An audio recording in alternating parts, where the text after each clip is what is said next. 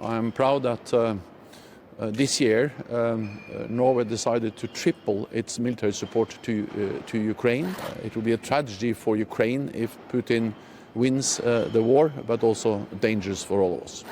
No, I will not rank and assess what the other countries do.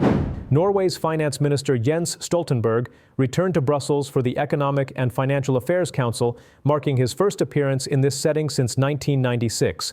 Pressed by journalists on whether Norway's soaring oil and gas revenues since Russia's invasion created a moral obligation to contribute more, Stoltenberg rejected the claim that Norway's current contributions were small, insisting the correct metric is GDP share. He added that the Norwegian Sovereign Wealth Fund absorbs market fluctuations and that Norway already contributes more than most European economies on a proportional basis. Mr. Stoltenberg, the support you give is still a very small fragment of the much money you have made since the war started.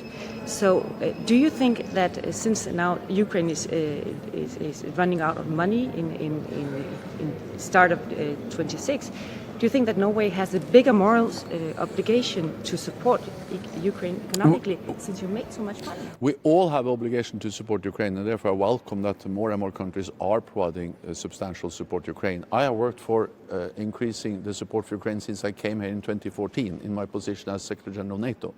And then I'm proud that the Norwegian government this year decided to triple its support, military support to Ukraine.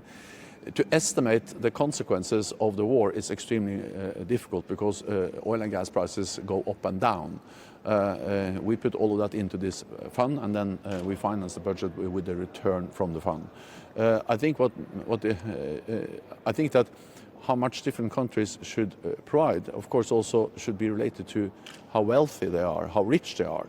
And if you compare Norway's support to GDP, we are on a very high level. But the Norwegian Institute NUPI said yesterday that you should double your support because it would be much cheaper to support Ukraine now in order to make them strong than wait and let Russia win, which will be much more expensive. Do you agree? Well, we have tripled the support. No, it's not a small amount. It's more than, compared to GDP, it's more than all other European countries. So it's not a small amount to provide 7.3 billion in. Compared to the over 100 billion I think what you need to compare to is the size of the economy, the earnings of the country, and then the best way to measure that is to measure against GDP. And compared to GDP, we are on a very high position, or hardly any country, if any country, provides more support. But again, we have tripled. We are providing significant support to Ukraine.